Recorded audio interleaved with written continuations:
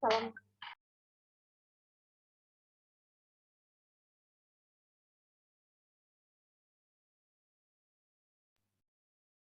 Assalamualaikum warahmatullahi wabarakatuh. Selamat pagi Pak Padang dan teman-teman semua. Kami dari kelompok 9 pada pagi hari ini akan mempresentasikan hasil diskusi kelompok kami mengenai labor market discrimination. Perkenalkan, nama saya Rahmi Hidayati dan teman saya Ridho Pratamananda. Next.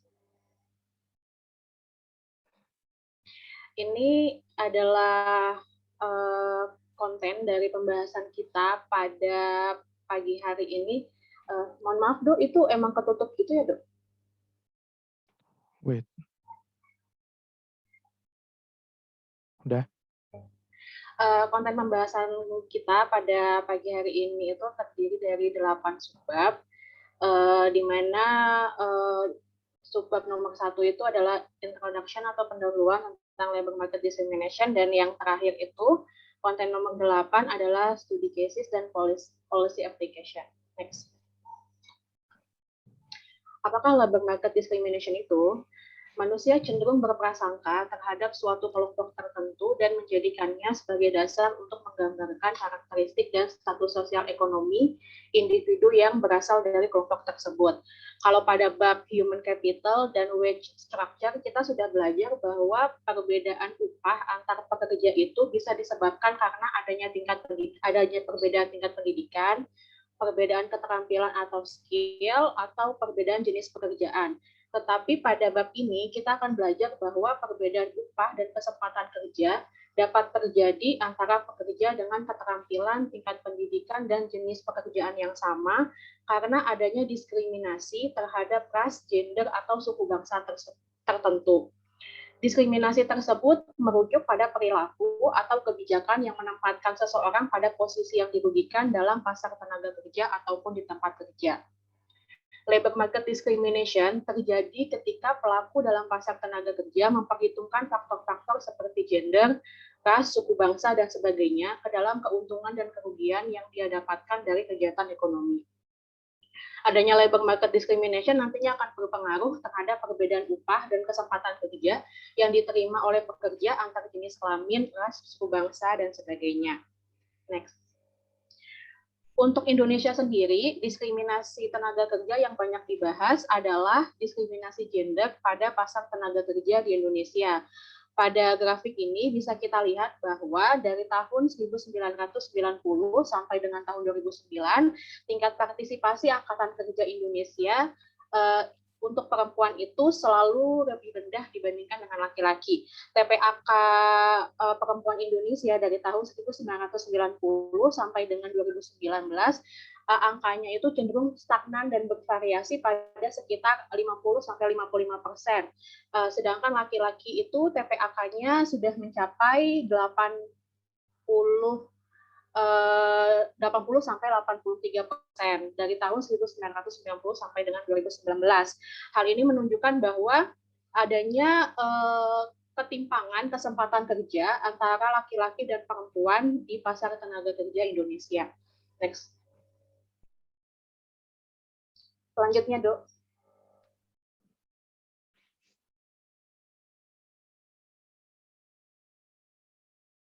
Grafik ini menunjukkan upah rata-rata per jam pekerja di Indonesia menurut jenis kelamin tahun 2015 sampai tahun 2019.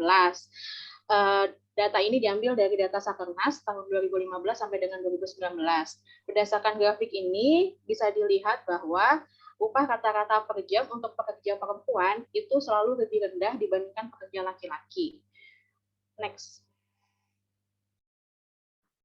Grafik ini menunjukkan rata-rata upah pekerja menurut tingkat pendidikan dan jenis kelamin berdasarkan data Sakernas Agustus 2019. Berdasarkan grafik ini bisa dilihat bahwa pada tingkat pendidikan yang sama, upah untuk pekerja perempuan itu cenderung lebih rendah dibandingkan dengan upah yang diterima oleh pekerja laki-laki untuk setiap tingkat pendidikan. Baik untuk tingkat pendidikan yang rendah, yaitu kurang dari sama dengan SD, sampai dengan tingkat pendidikan universitas. Next. Sedangkan grafik ini menunjukkan rata-rata upah pekerja menurut lapangan pekerjaan utama dan jenis kelamin berdasarkan data Sakernas Agustus 2019.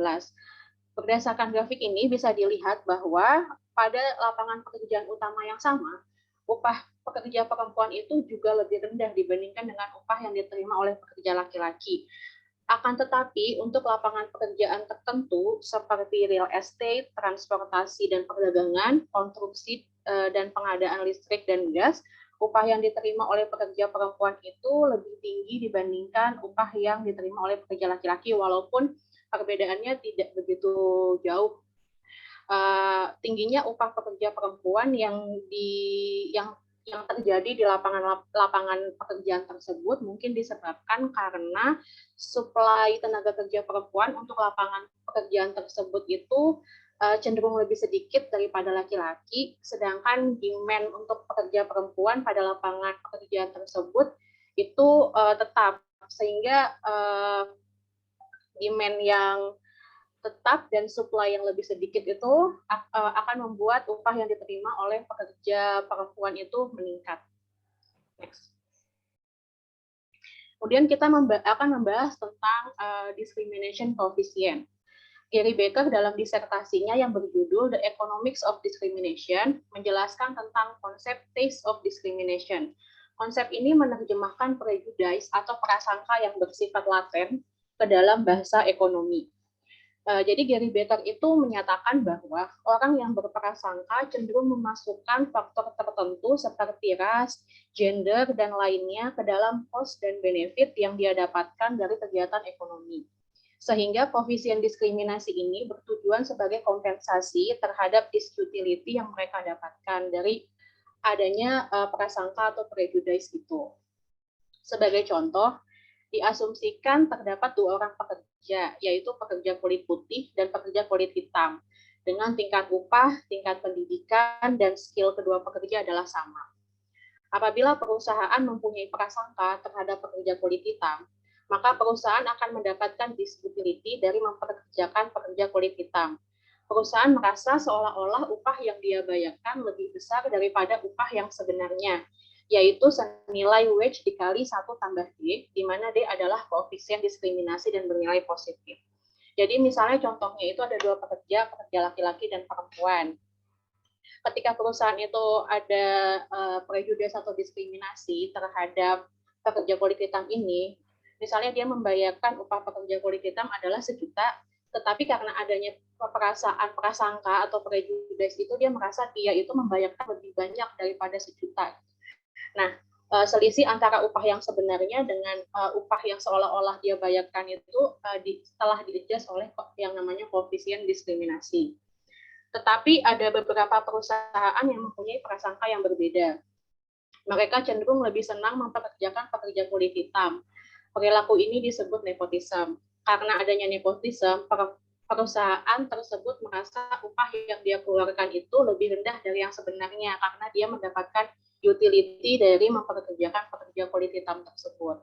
Jadi upah yang seolah-olah dia bayarkan, dia merasanya hanya sebesar wage dikali 1 minus N, di mana N bernilai positif dan menunjukkan utility adjusted dari mempekerjakan kulit hitam. Jadi nepotisme ini kebalikannya dari diskriminasi tadi. Next.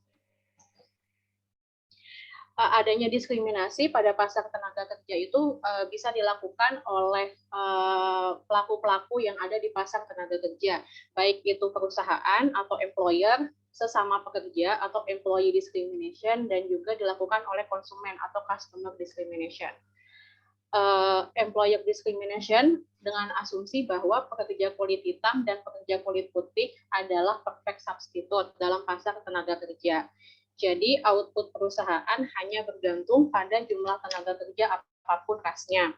Dengan fungsi produksi, output sama dengan jumlah tenaga kerja kulit hitam ditambah dengan tenaga kerja kulit putih. Jadi karena diasumsikan pekerja kulit hitam dan pekerja kulit putih ini adalah perfect substitute, sehingga VMPL pekerja kulit hitam itu sama dengan VMPL pekerja kulit putih. Jadi nggak ada masalah perusahaan itu mau mempekerjakan yang mana. keputusan perusahaan untuk mempekerjakan pekerja kulit hitam dan pekerja kulit putih ini berbeda antara perusahaan yang menerapkan diskriminasi dengan perusahaan yang tidak menerapkan diskriminasi. Perusahaan yang tidak menerapkan diskriminasi atau disebut colorblind firm, disebut colorblind firm karena dia tidak mempersoalkan warna kulit dan ras. Jadi colorblind firm itu menghadapi harga yang sama untuk pekerja kulit hitam dan pekerja kulit putih. Sehingga perusahaan akan cenderung mempekerjakan kelompok manapun dengan upah yang lebih rendah untuk memaksimumkan profitnya. Apabila upah pekerja kulit hitam lebih rendah daripada upah pekerja kulit putih, maka perusahaan hanya akan mempekerjakan pekerja kulit hitam sampai pada titik di mana upah sama dengan VMPL dari pekerja kulit hitam itu. Sedangkan untuk perusahaan yang menerapkan diskriminasi karena ada prasangka diskriminasi pada tersebut, perusahaan untuk merekrut pekerja itu tidak didasarkan lagi pada upah yang sebenarnya yang terbentuk di pasar, tetapi berdasarkan perbandingan upah yang sebenarnya atau W dengan W dikali 1 plus D, yaitu upah yang sudah di-adjust oleh koefisien diskriminasi.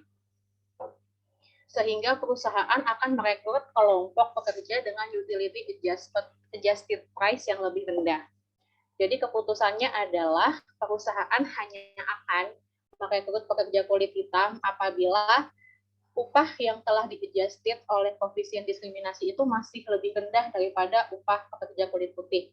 Dan sebaliknya, perusahaan akan merekrut pekerja kulit putih apabila upah pekerja kulit hitam yang di-adjusted oleh koefisien diskriminasi ini ternyata lebih tinggi daripada pekerja kulit putih. Implikasi utama dari adanya employer discrimination ini menurut Baker adalah selama pekerja kulit hitam dan pekerja kulit putih adalah perfect substitute, maka akan terjadi segregasi tenaga kerja. Next. Gambar di sebelah kiri menunjukkan employment decision pada prejudice firm. Pada gambar A, white firm akan mempekerjakan pekerja kulit putih pada titik di mana upah sampai pada titik di mana upah sama dengan VMPL. Diasumsikan upah pekerja kulit putih adalah lebih tinggi dari upah pekerja kulit hitam, sehingga perusahaan harus mengeluarkan biaya yang lebih tinggi untuk menggaji pekerja kulit putih. Karena biaya yang harus dikeluarkan lebih tinggi itu, maka perusahaan hanya bisa merekrut sedikit pekerja kulit putih, yaitu sebanyak bintang W dengan tingkat upah WW. Pada gambar B, apabila tidak ada diskriminasi sama sekali, maka perusahaan bintang B dengan tingkat upah WB, yaitu upah yang sebenarnya. Perusahaan dengan koefisien diskriminasi sebesar DO akan merekrut pekerja kulit hitam sebanyak E0B. Jadi ketika ada koefisien diskriminasi, maka jumlah pekerja kulit hitam yang akan direkrut itu berkurang karena upahnya sudah di-adjusted oleh koefisien diskriminasi. Jadi seolah-olah upah yang perusahaan bayarkan itu lebih tinggi daripada upah yang sebenarnya. Perusahaan akan merekrut pekerja kulit hitam sampai pada titik di mana utility adjusted price-nya sama dengan VMPL. Semakin besar koefisien diskriminasi, maka semakin sedikit pekerja kulit hitam yang direkrut. Sedangkan gambar pada sebelah kanan itu menunjukkan hubungan antara profit yang diterima oleh perusahaan dengan koefisien diskriminasi. Jadi pada gambar ini bisa dilihat bahwa profit maksimal yang akan diterima oleh perusahaan adalah Vmax, yaitu ketika koefisien diskriminasi itu bernilai 0, yang artinya tidak ada diskriminasi sama sekali pada pasar tenaga kerja.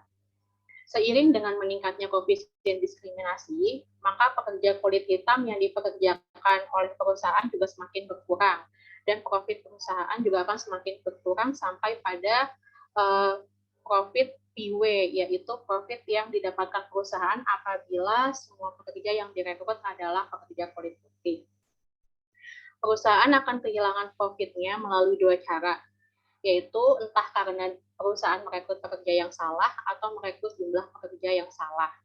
Sehingga menurut Baker, menurut teori Taste of Discrimination Baker, discrimination is unprofitable. Next. Labor market discrimination equilibrium. Diasumsikan bahwa pekerja kulit hitam dan pekerja kulit putih adalah perfect substitute.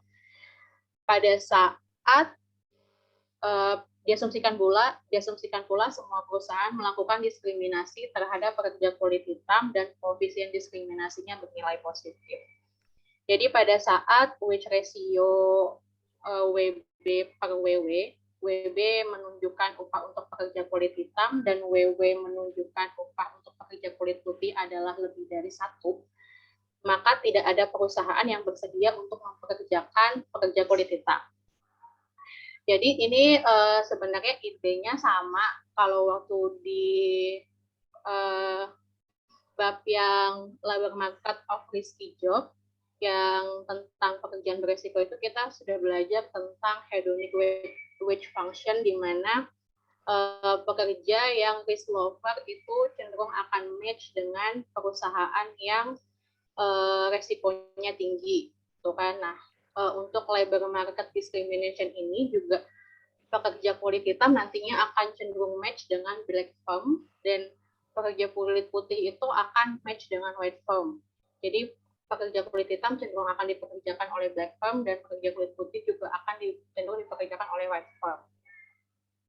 Tetapi pada kenyataannya akan tetap ada perusahaan yang bersedia untuk mempekerjakan pekerja kulit hitam karena nepotisme tadi, sehingga membuat kurva permintaan tenaga kerja kulit hitam bergeser ke atas dari D menjadi D aksen.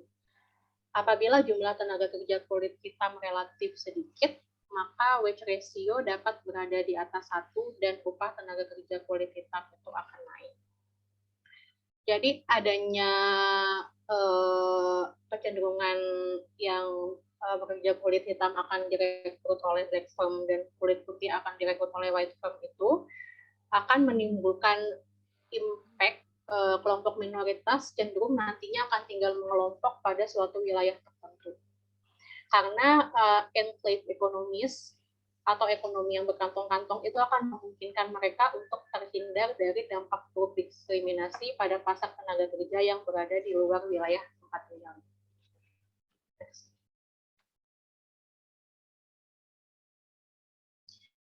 Diskriminasi juga bisa dilakukan oleh sesama pekerja atau fellow workers dengan asumsi yang sama seperti sebelumnya, bahwa pekerja kulit hitam dan pekerja kulit putih adalah perfect substitute kerja.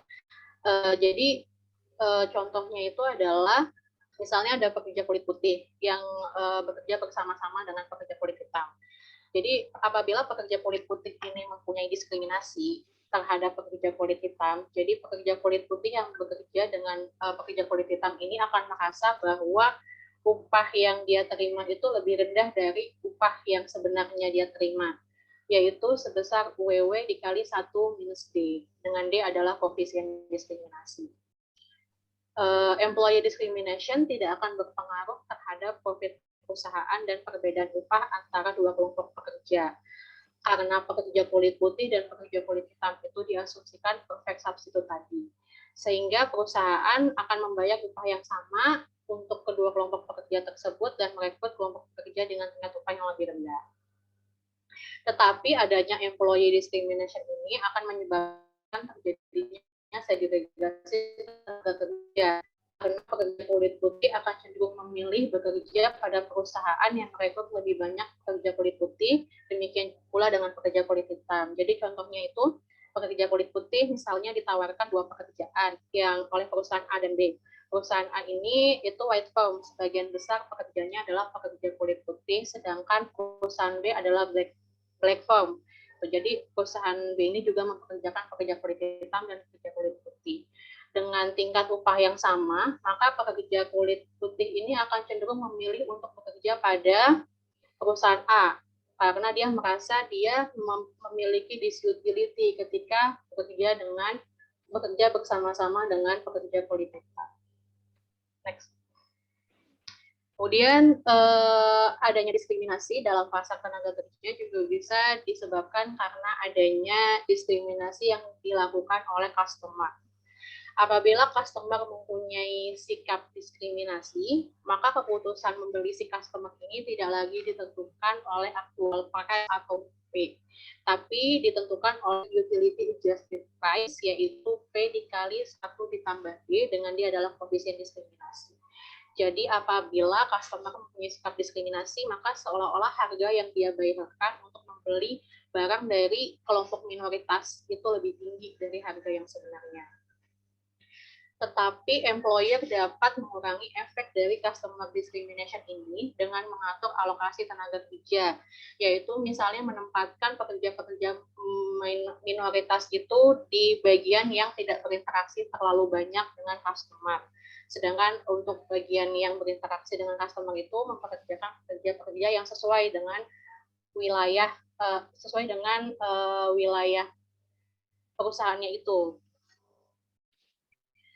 Survei yang dilakukan di Atlanta, Boston, Detroit, dan Los Angeles oleh Holzer dan Ihlenfeld tahun 1998 menemukan bahwa customer discrimination mengurangi jumlah tenaga kerja kulit hitam yang direkrut oleh perusahaan. Tabel ini menunjukkan hubungan antara customer discrimination terhadap persentase pekerja kulit hitam yang direkrut oleh perusahaan. Apabila ada kontak antara customer dengan pekerja, ketika lebih dari 50% pelanggan perusahaan adalah kulit hitam, maka persentase pekerja kulit hitam yang dipekerjakan perusahaan sebesar 58%. Akan tetapi ketika lebih dari 75% pelanggan perusahaan adalah kulit putih, maka persentase pekerja kulit hitam yang dipekerjakan hanya 9%. Sedangkan apabila tidak ada kontak antara customer dengan pekerja, jumlah pekerja kulit hitam yang direkrut di lingkungan yang mayoritas kulit hitam tadi akan turun dari 58% menjadi 46,6%. Dan jumlah pekerja kulit hitam yang dipekerjakan di lingkungan mayoritas kulit putih akan naik dari 9% menjadi 12,2%.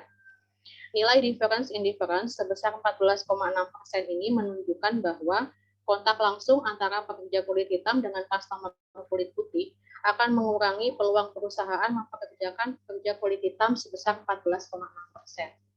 Next. Kemudian diskriminasi dalam pasar tenaga kerja dapat terjadi walaupun tanpa adanya prasangka. Ketika menjadi anggota dari suatu kelompok tertentu dapat memberikan sinyal terkait skill dan produktivitas seseorang. Statistical discrimination terjadi ketika pelaku ekonomi tidak mempunyai informasi yang sempurna mengenai individu yang berinteraksi dengan mereka, sehingga perusahaan akan menggunakan informasi statistik dari kelompok di mana individu tersebut bergabung untuk menggambarkan produktivitas individu. Sebagai contoh, misalnya terdapat 2 pelamar yaitu laki-laki dan perempuan. Diasumsikan kedua pelamar tersebut memiliki tingkat pendidikan, skill, pengalaman kerja, dan hasil tes yang sama.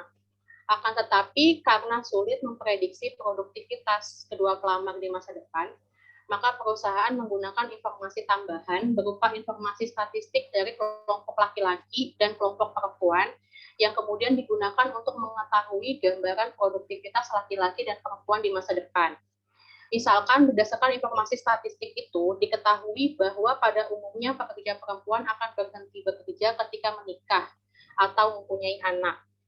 Karena berhenti bekerja secara tiba-tiba akan mengganggu kerja tim dan akan meningkatkan biaya perusahaan karena harus merekrut pekerja baru dan harus memberi pelatihan lagi kepada pekerja yang baru, maka perusahaan akan lebih memilih untuk merekrut pekerja laki-laki daripada pekerja perempuan untuk mengurangi adanya kemungkinan-kemungkinan yang terjadi di masa depan itu, karena perusahaan tidak bisa menjamin bahwa si pekerja perempuan ini tidak akan berhenti juga sebagaimana kebanyakan perempuan pada informasi statistik itu. Impact dari adanya statistical discrimination. Diasumsikan tes tidak menggambarkan secara sempurna produktivitas seseorang sehingga perusahaan akan menggunakan rata-rata nilai dari kelompok. sehingga expected productivity pelamar ditentukan berdasarkan nilai tesnya dan rata-rata nilai kelompoknya.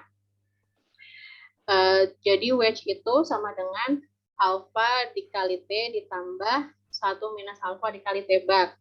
W adalah wage, alpha adalah parameter yang menggambarkan korelasi antara nilai tes dengan produktivitas yang sesungguhnya. Kemudian T adalah nilai tes dari pelamar itu sendiri, dan T bar adalah rata-rata nilai tes kelompok pelamar itu berasal. Jadi nantinya W ini akan, W atau upah si pelamar akan ditentukan dari nilai tesnya dan dari rata-rata nilai tes kelompoknya. Apabila alfa itu sama dengan 1, maka tes diasumsikan sangat akurat untuk menggambarkan produktivitas pekerja, sehingga upah pelamar bergantung pada nilai tesnya. Apabila alfanya itu sama dengan 0, maka tes dianggap sangat tidak akurat untuk menggambarkan produktivitas, sehingga upah pelamar nantinya akan bergantung pada rata-rata nilai tes kelompok. Pada gambar A, pelamar kulit hitam dan pelamar kulit putih diasumsikan itu mendapatkan nilai tes yang sama, yaitu T bintang. Dan alfa antara keduanya sama. Artinya tes sama akuratnya untuk menggambarkan produktivitas antara pelamar kulit putih dengan pelamar kulit hitam. Karena nilai alfa dan nilai tes pelamar kulit putih dan pelamar kulit hitam ini sama, maka perusahaan membutuhkan informasi tambahan yang dapat menggambarkan perbedaan produktivitas antara pelamar kulit putih dan pelamar kulit hitam ini. Jadi kemudian perusahaan menggunakan informasi statistik, rata-rata nilai tes dari kelompok ramal itu berasal, yaitu T bar. Diasumsikan rata-rata nilai tes kelompok kulit putih lebih dari nilai tes kelompok kulit hitam, sehingga nantinya kurva upah pelamar kulit putih akan berada di atas kurva upah pelamar kulit hitam. Dengan demikian, upah pelamar kulit putih akan lebih tinggi dari pelamar kulit hitam berapapun nilai tesnya. Sedangkan untuk gambar B menunjukkan impact dari adanya cultural bias yang menyebabkan nilai alfa itu berbeda antara pelamar kulit hitam dan pelamar kulit putih. Contohnya itu adalah perbedaan lingkungan, value, budaya dapat berpengaruh terhadap motivasi, skill, dan effort pekerja, sehingga tes dianggap tidak mencerminkan produktivitas pelamar yang sebenarnya. Dalam kasus ini, misalnya kelompok ras kulit hitam dianggap mempunyai motivasi, skill, dan effort yang rendah, sehingga pada akhirnya perusahaan akan menggunakan rata-rata nilai kelompok kulit hitam untuk menggambarkan produktivitas pelamar kulit hitam. Hal tersebut membuat kurva upah pelamar kulit hitam lebih datar daripada kurva upah pelamar kulit putih, dan upah pelamar kulit hitam akan relatif sama untuk setiap nilai tes. Sedangkan untuk pelamar kulit putih, nilai tes dianggap dapat menggambarkan produktivitas yang sebenarnya, sehingga kurva upahnya itu lebih curam. Upah pelamar kulit putih nantinya akan cenderung bervariasi sesuai dengan nilai tesnya. Sehingga akibat dari adanya statistical discrimination ini adalah pelamar dari kelompok yang produktivitasnya dianggap tinggi akan memperoleh manfaat dari keanggotaannya di kelompok tersebut. Sedangkan pelamar dari kelompok yang produktivitasnya dianggap rendah akan memperoleh kerugian dari keanggotaannya di kelompok tersebut. Next. Lalu bagaimana cara kita mengukur adanya diskriminasi pada pasar tenaga kerja? Ini ya, sebagai contoh adalah diskriminasi yang diukur dari perbedaan upah. Misalkan tenaga kerja terdiri dari tenaga kerja laki-laki dan tenaga kerja perempuan, di mana W bar M adalah rata-rata upah untuk pekerja laki-laki dan W bar F adalah rata-rata upah untuk pekerja perempuan. Salah satu kemungkinan untuk menghitung adanya diskriminasi adalah melalui selisih upah, yaitu delta W bar sama dengan W bar M dikurang dengan W bar F. Tetapi apabila kita hanya menghitung diskriminasi melalui selisih upah ini, mungkin akan ditimbulkan bias karena mungkin ada faktor-faktor lain yang secara signifikan mempengaruhi terjadinya selisih upah antara laki-laki dan perempuan, misalnya adalah tingkat pendidikan. Oleh karena itu, untuk mengurangi bias dari perhitungan diskriminasi melalui selisih upah, dikembangkanlah model dengan menambahkan variabel kata-kata tahun sekolah, yaitu earning function.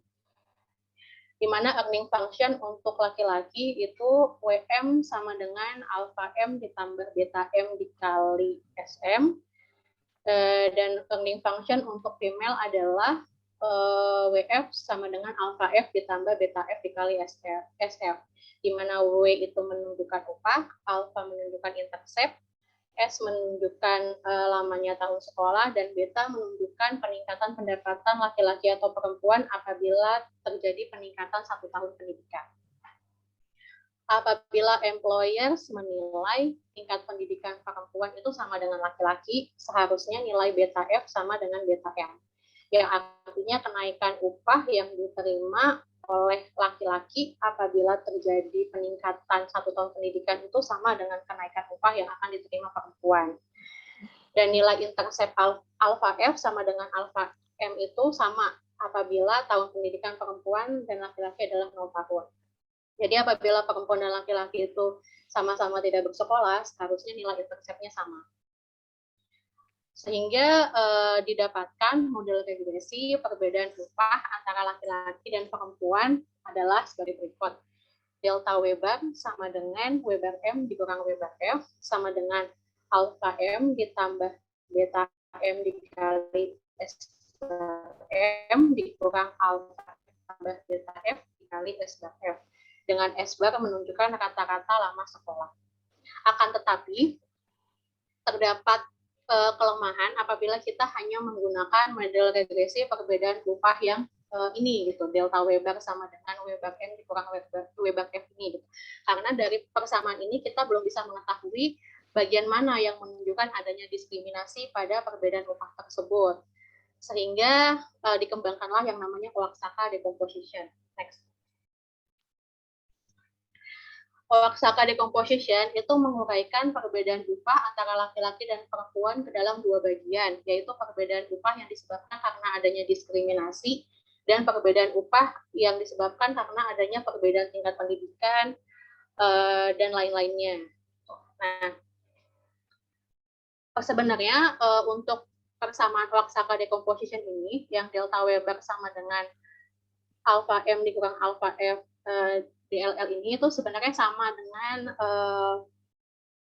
persamaan regresi yang pada slide sebelumnya, tetapi untuk di slide ini untuk Oaxaca decomposition itu dilakukan sedikit manipulasi aljabar sehingga didapatkan 2 bagian, di mana bagian pertama itu menunjukkan perbedaan upah yang disebabkan karena diskriminasi, dan bagian lainnya menunjukkan perbedaan upah yang disebabkan karena faktor lain. Apabila employers menilai pendidikan laki-laki ini lebih tinggi daripada pendidikan perempuan, maka nilai beta M akan lebih tinggi daripada beta F. Jadi nantinya nilai beta M dikurang beta F dalam Oaxaca decomposition ini akan positif. Apabila alpha M itu lebih besar daripada alpha F, maka nilai alpha M dikurang alpha F di persamaan Oaxaca decomposition ini juga akan positif.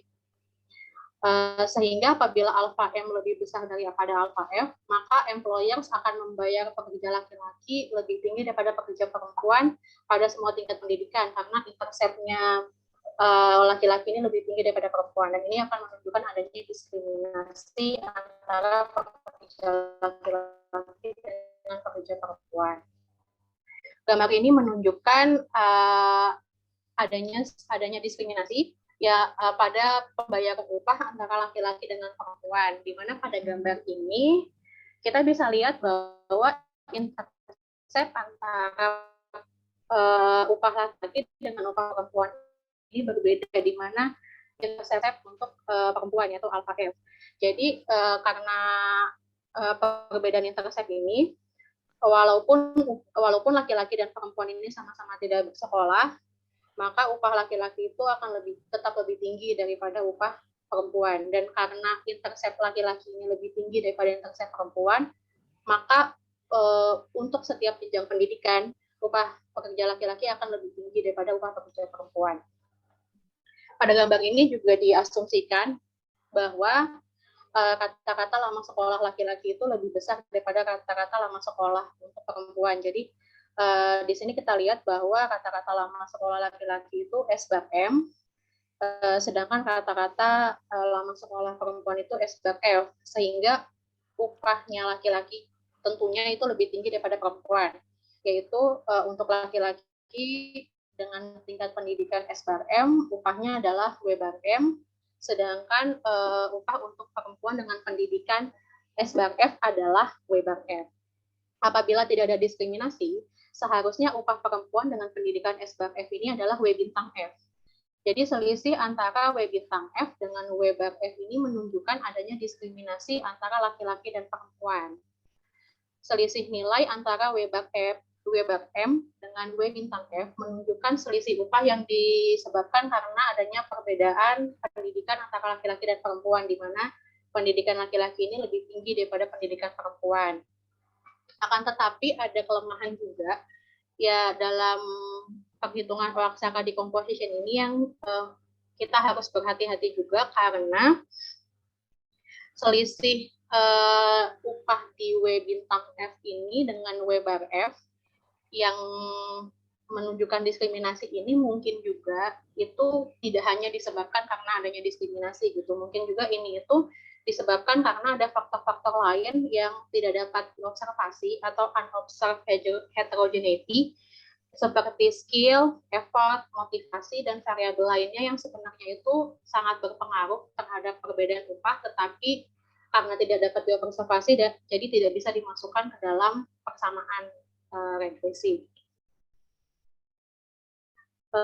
Selanjutnya akan diteruskan oleh teman saya, Ridho. Selanjutnya yaitu di kasus dan kebijakan mengenai diskriminasi pekerja ini.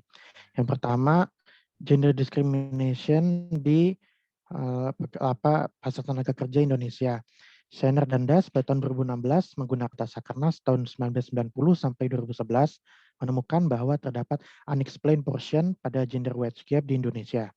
Sehingga walaupun tingkat pendidikan perempuan sama atau bahkan lebih tinggi dari laki-laki, gender wage gap tersebut akan tetap ada.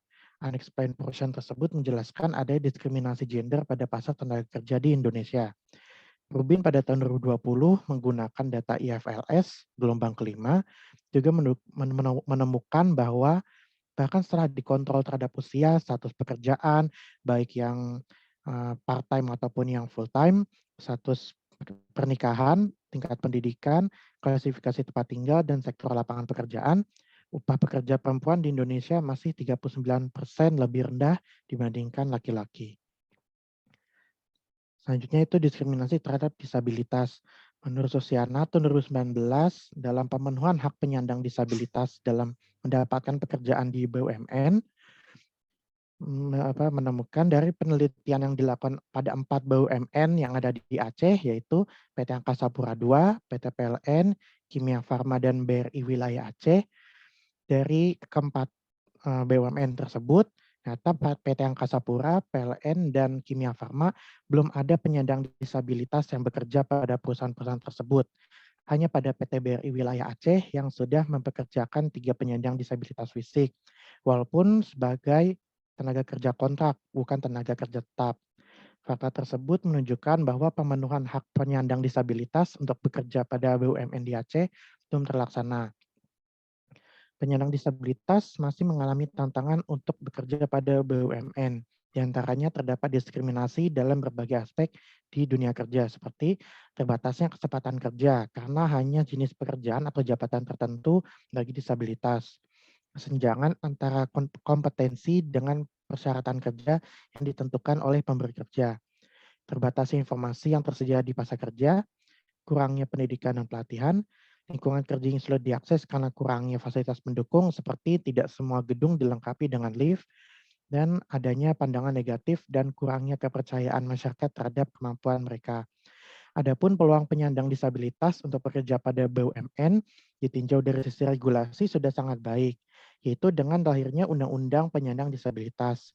Sedangkan di tingkat daerah, Provinsi Aceh juga telah mengeluarkan Konun Aceh nomor 7 tahun 2014 tentang Ketenagakerjaan, serta Peraturan Wali Kota Banda Aceh Nomor 1 Tahun 2019 tentang pemenuhan penyandang disabilitas dalam mendapatkan yang layak. Meskipun demikian, dalam tataran implementasi belum berjalan sebagaimana yang diharapkan. Lalu kebijakan-kebijakan apa yang dikeluarkan oleh pemerintah Indonesia? Jadi undang-undang yang dikeluarkan oleh pemerintah Indonesia ini termasuk Undang-Undang Nomor 13 Tahun 2003 tentang Ketenagakerjaan. Undang-undang tersebut dibuat atas dasar beberapa pertimbangan. Salah satunya perlindungan terhadap hak-hak dasar pekerja atau buruh dan menjamin kesamaan kesempatan dan perlakuan tanpa diskriminasi. Oleh karena itu, terdapat bab 3 mengenai kesempatan dan perlakuan yang sama, yang berbunyi pasal 5, setiap tenaga kerja memiliki kesempatan yang sama tanpa diskriminasi untuk memperoleh pekerjaan. Dan pasal 6 yang berbunyi, setiap pekerja atau buruh berhak memperoleh perlakuan yang sama tanpa diskriminasi dari pengusaha. Selanjutnya itu Panduan Equal Employment Opportunity atau EEO. Departemen Tenaga Kerja dan Transmigrasi atau Depnakertrans pada tahun 2005 mengeluarkan panduan EEO ini yang bertujuan untuk memberi arahan pada perusahaan dalam melaksanakan dan mendukung kesetaraan kesempatan dan perlakuan dalam pekerjaan dan jabatan di Indonesia, dan mempromosikan persamaan dan mengurangi diskriminasi dalam pekerjaan dan jabatan dengan dasar ras, warna kulit, jenis kelamin, agama atau kepercayaan, politik, dan status sosial.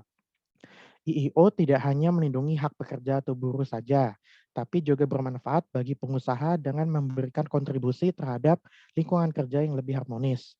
Hal ini juga mengurangi kemungkinan adanya tuntutan terhadap pengusaha.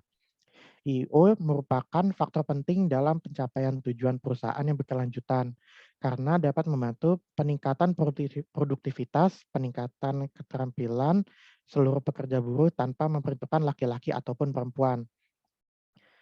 EEO juga merupakan instrumen penting untuk melawan kemiskinan karena menyediakan alternatif bagi orang yang diperlakukan tidak adil atau ditolak untuk memperoleh pekerjaan. Dengan demikian, EEO mendukung dan memberi manfaat terhadap pencapaian tujuan perusahaan. Meski demikian, diskriminasi belum menjadi barang langka dalam dunia kerja di Indonesia. Misalnya, masih banyak iklan lowongan kerja yang diperuntukkan hanya bagi calon karyawan pria atau wanita. Beberapa di antaranya mungkin tidak menyebutkan jenis kelamin secara langsung, tapi memberikan batasan fisik yang mengarah ke kategori salah satu gender. Misalnya tinggi badan minimal 170 cm yang biasanya cenderung mencari pria, atau berpenampilan menarik seperti cenderung mencari wanita. Di perusahaan, faktor suka dan tidak suka dalam pengambilan keputusan juga merupakan bagian dari praktik diskriminasi. Contohnya, atasan lebih menyukai bawahannya yang beragama sama, beretnis sama, atau lawan jenis. Akibatnya ada orang-orang tertentu di perusahaan yang punya karir pesat dan sebaliknya ada yang jenjang jabatannya mentok akibat tidak mendapat kesempatan yang sama. Penerapan EEO dapat dilakukan dengan perlakuan yang adil dalam segala hal, dari mulai sebelum bekerja, pre-employment, saat bekerja atau employment, dan setelah bekerja atau post-employment. Berdasarkan kompetensi, kinerja, dan prestasi, misalnya dalam rekrutmen, penempatan, dan promosi jabatan. Mengikut sertakan seluruh pekerja, di mana perusahaan menjamin tidak ada diskriminasi dari level pekerja rendah hingga tertinggi dalam organisasi. Dan terakhir, pengupahan yang menerapkan sistem transparansi gaji. Prinsip EEO hanya dapat diterapkan apabila para pengambil keputusan di perusahaan, mulai dari manajer hingga direksi, menjalankan tanggung jawabnya secara berkeadilan. Divisi HR memiliki tugas membantu mereka memahami konsep EEO agar setiap kebijakan perusahaan tidak bersifat diskriminatif. Anizova dan Matteo pada 2018 dalam publikasinya Beauty Still Matter, The Role of Attractiveness in Labor Market Outcomes, berdasarkan survei 2015 di Republik Ceko menemukan beberapa bukti dampak bahwa daya tarik daya tarik berdampak positif terhadap upah pekerja, sehingga pekerja yang memiliki daya tarik di bawah rata-rata mendapat upah lebih rendah dibanding pekerja dengan daya tarik yang tinggi. Selain itu, perempuan dan laki-laki kelompok umur 30-50 tahun memanfaatkan daya tarik tersebut dalam masuk pasar tenaga kerja, terutama untuk promosi jabatan. Dan daya tarik berefek signifikan terhadap latar belakang sosial, status pekerja, karakteristik individu, dan pencapaian pendidikan. Hasil tersebut menunjukkan bahwa diskriminasi merupakan penjelasan yang masuk akal untuk fenomena di Republik Ceko. Selain itu diskriminasi keturunan Asia. Itu berdasarkan survei yang dilakukan oleh Australian National University pada tahun 2020 menyatakan bahwa terjadi peningkatan diskriminasi terhadap Asian Australian selama pandemi COVID-19. Dari 84,5% keturunan Asia di Australia mengalami diskriminasi antara Januari hingga Oktober 2020. Pada gambar di samping terdapat beberapa jenis diskriminasi yang diterima oleh orang Australia dengan keturunan Asia. Dan sebanyak 66,4% mengalami diskriminasi di lingkungan tempat kerja mereka. McMurtry pada tahun 2019 menggunakan data dari Januari sampai April 2017 menjelaskan bahwa 1 dari 4 orang dewasa Asia dilaporkan mendapatkan diskriminasi di tempat pekerjaannya.